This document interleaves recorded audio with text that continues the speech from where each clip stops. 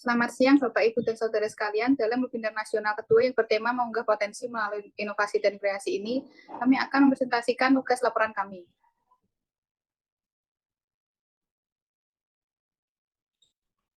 Saya akan mengawali dengan memperkenalkan judul laporan kami, yaitu Inovasi Bandeng Enhancement, Cermin Kearifan Kota Semarang. Sebelumnya, perkenalkan anggota-anggota dari kelompok kami. Pertama ada Albert Joel dengan NIM 19D10064, Turin Atalia 21D10032, Angelina Dinata 21D10034, Angelina Sandi dengan NIM 21D10041, dan Gabriel Christiana 21D10121. UMKM memiliki peranan penting dalam perekonomian Indonesia dan adalah unit usaha yang paling besar jumlahnya di Indonesia. Di Kota Semarang pun jumlahnya meningkat setiap tahun. Laporan ini mengangkat Bandeng Enhancement sebagai salah satu UMKM yang berkembang di Kota Semarang, sekaligus cermin kearifan Kota Semarang. Tulisan ini bertujuan untuk meneliti dan menganalisis rincian harga, produk, pemasaran, analisis kondisi usaha yang mencakup SWOT, cita-cita mulia, dampak, tingkat produksi, input produksi yang mencakup modal, tenaga kerja, bahan produksi, peralatan produksi, serta membahas biaya produksi, keuntungan, dan keputusan manajerial Bandeng Enhancement. Sumber data dikumpulkan melalui wawancara yang dilakukan pada pemilik Bandeng Enhancement sendiri, yaitu Ibu Kurnia. Kata kunci dari laporan ini yaitu UMKM dan UMKM Semarang. Selanjutnya, profil dari Bandeng Enhancement. Bandeng Enhancement sendiri berdiri pada tahun 2018 dan merupakan bisnis yang didirikan oleh Ibu Kurnia yang berada di Jalan Tanggungrejo 1, nomor 5 Semarang. Bisnis ini memproduksi aneka olahan bandeng baik dengan duri lunak maupun tanpa duri, seperti bandeng duri lunak, kotak-kotak bandeng, bandeng tanpa duri crispy, hingga pepes bandeng dengan aneka harga yang ditawarkan.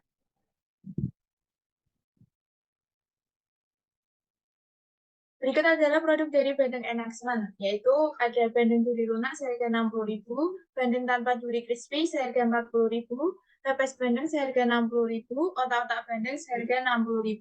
Dari 4 produk ini ada 2 produk yang bestseller, yaitu bandeng duri lunak dan bandeng tanpa duri crispy.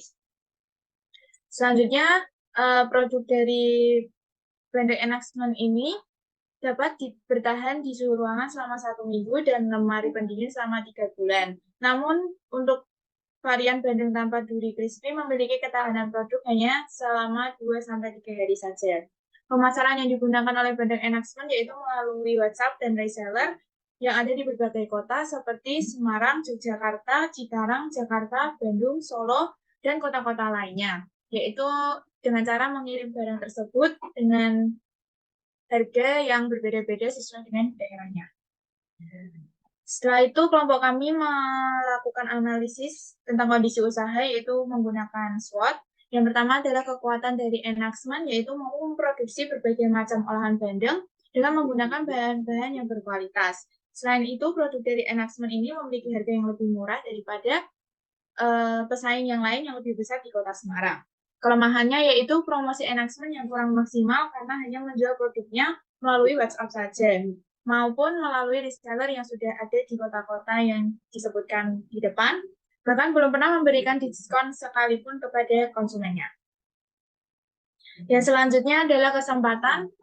Enhancement mampu melibatkan pasar lokal dan minat konsumen yang besar, apalagi produk dari Enhancement ini mampu melakukan ekspansi pasar ke kota lain untuk meningkatkan aksesibilitas produknya. Dan selanjutnya adalah ancaman.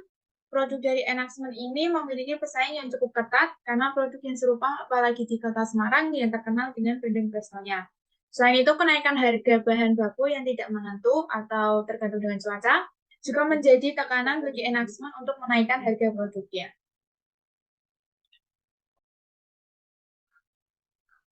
Selanjutnya, cita-cita mulia UMKM. Enhancement memiliki cita-cita mulia dalam membuka usahanya agar produk yang dijual ini membawa dampak yang cukup besar bagi usaha ini. Hal ini dibuktikan dengan inovasi produk pada salah satu produk yang dijual, yaitu bandeng tanpa duri crispy, yang hingga saat ini belum memiliki banyak persaingannya, terutama di Kota Semarang. Sehingga bandeng tanpa duri crispy ini menjadi salah satu produk yang paling laris dalam usaha ini. Untuk penjelasan lebih lanjut mengenai cita-cita mulia pada Enhancement ini sebagai berikut. Next. Selanjutnya, dampak Enhancement.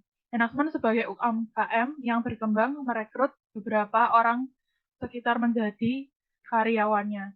Dengan itu, enactment berkontribusi mengurangi pengangguran yang mana meningkatkan kesejahteraan masyarakat. Apabila produksi enactment semakin besar, maka semakin meningkat juga karyawan yang dipekerjakan di enactment ini.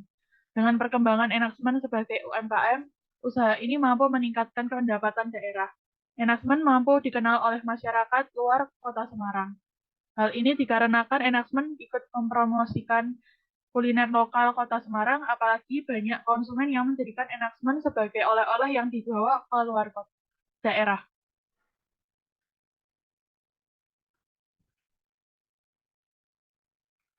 Selanjutnya, dengan menjual produk olahan Bandeng, enactment turut berkontribusi untuk promosi kesehatan mengingat Bandeng adalah makanan kaya gizi dan vitamin. Enactment juga membawa dampak lain untuk meningkatkan perekonomian daerah karena enactment memproduksi produknya dengan menggunakan bahan-bahan baku lokal yang pemasoknya berasal dari nelayan dan petani lokal yang secara langsung berpengaruh terhadap pemberdayaan nelayan dan petani lokal. Pemasok untuk bandeng atau bahan baku utamanya ada di Kota Semarang, Gresik, Komal, Pemalang, dan sebagainya. Nah, selanjutnya tingkat produksinya, enactment mengalami peningkatan dalam produksinya selama tiap tahun. Dan hingga saat ini tingkat produksinya perharinya mencapai 20-30 kg ikan bandeng atau setara dengan 60-120 dus dengan berbagai olahan yang akan disajikan kepada konsumen.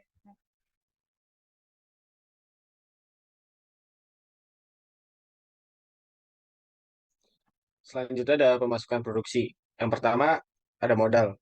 Pada awal mendirikan bisnis, enactment hanya menggunakan modal sebanyak 200.000 untuk menghasilkan produksi olahan bandeng sebanyak 3 kilo, beserta peralatan yang digunakan untuk memproduksinya.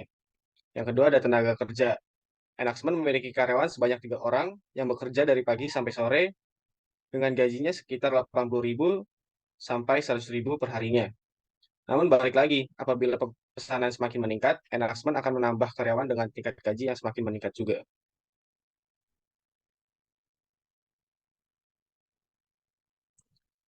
Selanjutnya ada pemasukan produksi.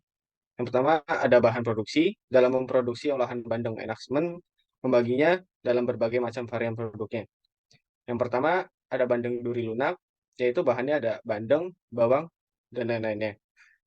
Dan kedua, bandeng tanpa duri crispy, itu bahannya ada bandeng, tepung, dan minyak juga. Dan ketiga, ada otak-otak bandeng.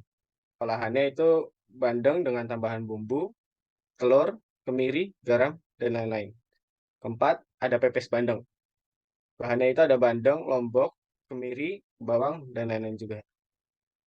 Yang kedua ada peralatan produksi. Untuk menunjang proses produksi yang lebih lanjut, enactment menggunakan peralatan seperti vakum untuk packingnya. Yang kedua ada kardus dan plastik. Untuk itu untuk kemasan.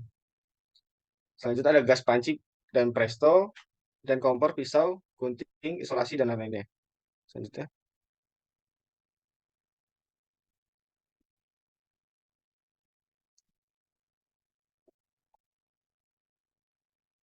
Selanjutnya ada biaya produksi.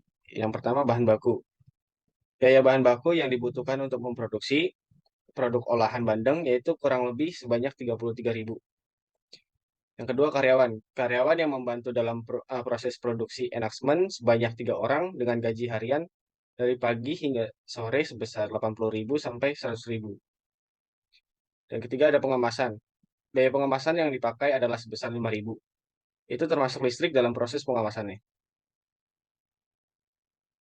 Selanjutnya ada keuntungan. Berdasarkan perhitungan biaya produksi yang telah dilakukan oleh pemilik enactment, yaitu Ibu Kurnia, keuntungannya yang diterima oleh bisnis enactment yaitu sebesar 30 hingga 40% tiap produknya. Next. Nah, untuk membantu UMKM ini untuk semakin lebih berkembang ya, kami juga melakukan penjualan dengan melalui Instagram maupun WA, dan ini adalah brosur penjualan yang telah kami lakukan. Next. Dan akhirnya kami juga melakukan total pemesanan, yaitu ada bandeng duri lunak sebanyak 5 dus, dan juga bandeng tanpa duri crispy itu sebanyak 6 dus. Next. Lalu apa saja keputusan manajerial yang diambil oleh Enactment? Yang pertama itu ada biaya produksi. Di sini ada beberapa aspek.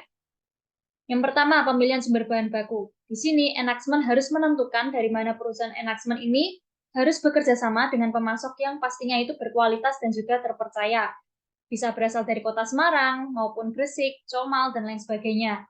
Lalu yang kedua ada pengelolaan tenaga kerja. Keputusan Enactment ini menentukan kebutuhan jumlah tenaga kerja atau karyawan dan juga jenis pekerjaannya untuk proses produksi Enactment. Lalu yang ketiga, ada pengendalian biaya operasional. Jadi di sini Enactment perlu memperhatikan biaya operasional seperti bahan-bahan yang telah dipakai untuk produksi, listrik, maupun air. Dan hal ini itu untuk memastikan efisiensi dan juga pengeluaran agar keuangan Enactment tetap terkendali. Next. Lalu keputusan manajerial lainnya ada di bagian pemasaran. Enactment ini menggunakan cara pemasaran dari mulut ke mulut.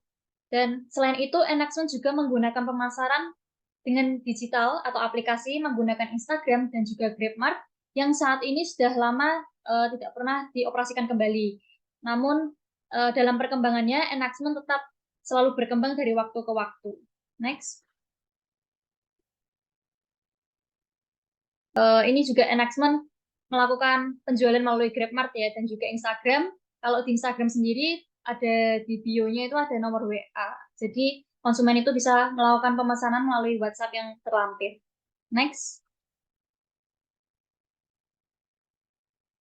Sekian dari kami. Terima kasih.